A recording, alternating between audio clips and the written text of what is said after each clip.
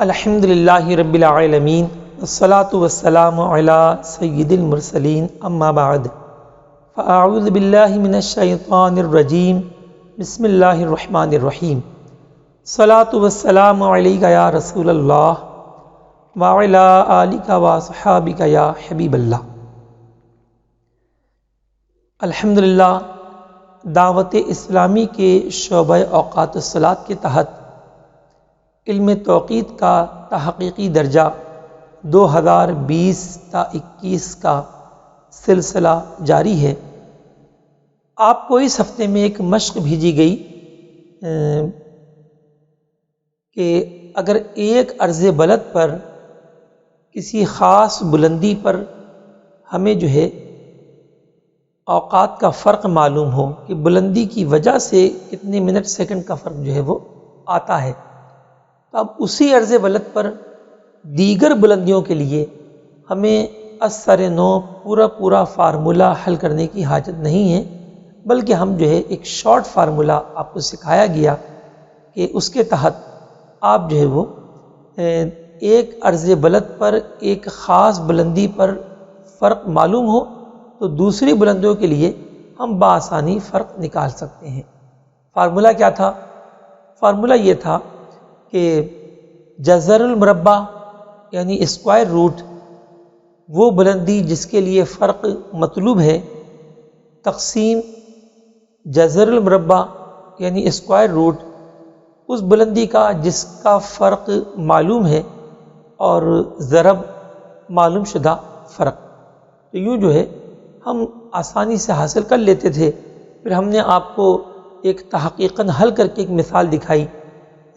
کراچی کے لیے کہ 40,000 فٹ پر اگر ہم فرق نکالیں تو کیا نکلے گا، اور اصل تو وہی ہے جو فارمولے سے نکالا جائے باقاعدہ اس وقت کا میل شمس لے کر تعدیل ایام لے کر، تو اصل تو وہی ہے، لیکن اگر یہ شارٹ کٹ والا فارمولہ یوز کرتے ہیں تو دونوں میں کیا فرق آتا ہے، تو وہ بہت معمولی فرق ہم نے 1.37 سیکنڈ کا پایا، جو کہ قابل نظر انداز ہے۔ ہمارے گروپ میں موجود توقیر بھائی نے بریلی شریف سے سوال کیا ہے کہ قبلہ مفتی سید افضل حسین منگری رحمۃ اللہ علیہ نے منار التوقیت میں ایک قاعدہ بیان کیا ہے، کچھ وہ ٹیبل بنائی ہے کہ 100 فٹ پر اتنے منٹ کا فرق آئے گا، پھر 500 فٹ پر 1000، 2000، 3000، پھر اسی طرح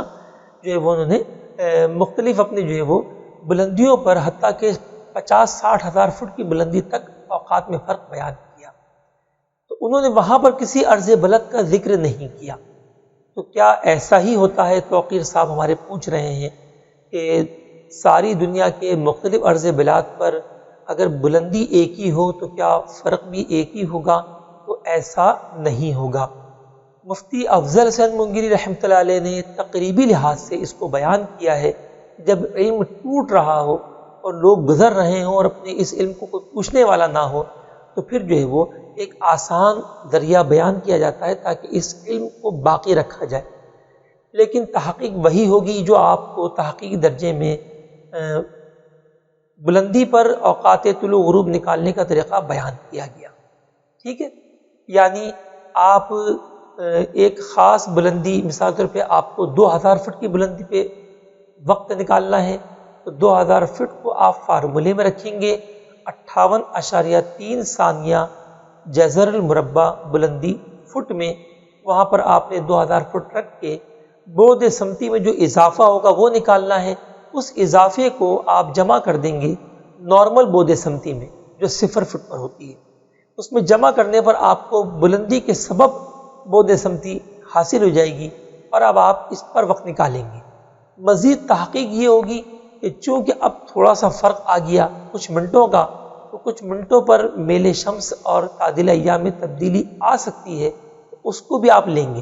لیکن چونکہ 2-4 منٹوں میں کوئی ایسا واضح فرق نہیں ہوتا، لہٰذا اگر نہ بھی لیں تو کوئی ایسا مذائقہ نہیں ہے، لیکن ہوائی جہاز کی بلندی چونکہ قدرے زیادہ ہوتی ہے، وہاں پر وہ اس طرح اپنے وہ میل شمس اور تعدیل ایام بھی لینا مناسب ہوگا، بہتر ہوگا۔ رہا دعوت اسلامی کی اپلیکیشن، تو وہ تو آپ اگر اس کو 10 فٹ بھی دیں گے وہ 10 فٹ کی وجہ سے جو وقت میں تبدیلی ہوئی اور میل شمس تعدیل ایام معمولی سے بھی چینج ہوا تو وہ تو جن کی طرح کام کرتی ہے، اور وہ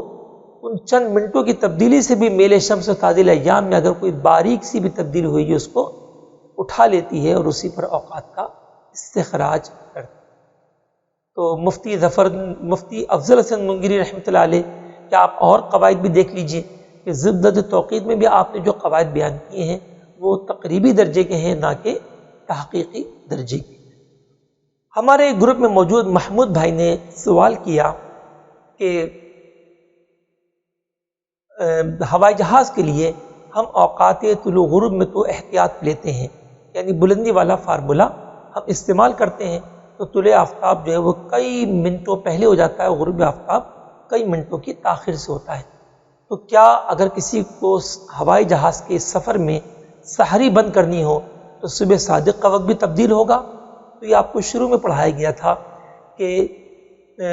جو ہے اپنی بلندی کی وجہ سے اوقات میں جو فرق آتا ہے وہ فقط طلوع غروب میں آتا ہے، دیگر اوقات میں نہیں آتا۔ ہمارے اکابرین میں جس میں مفتی خواجہ مظفر حسین صاحب رحمۃ اللہ علیہ بھی ہیں، تو انہوں نے بھی اس کا ذکر نہیں کیا اور یہی فرمایا کہ بلندی کی وجہ سے صرف اوقات طلوع غروب میں فرق آئے گا، صبح صادق اور عشاء میں نہیں، کیونکہ وہ عین افق پیدا نہیں ہوتی بلکہ یہ اس بلندی پر شفق اور صبح پیدا ہوتی ہے، دکھائی دیتی ہے کہ جہاں پر سورج اشراق و چاش کے وقت پہنچتا ہے۔ لہذا ہمارے بزرگوں کی تحقیق یہی ہے، البتہ کچھ پروفیسرز کا کہنا ہے کہ کچھ منٹوں کی احتیاط کر لینی چاہیے۔ واللہ اعلم ورسولہ صلو علی الحبیب صلی اللہ تعالی علی محمد۔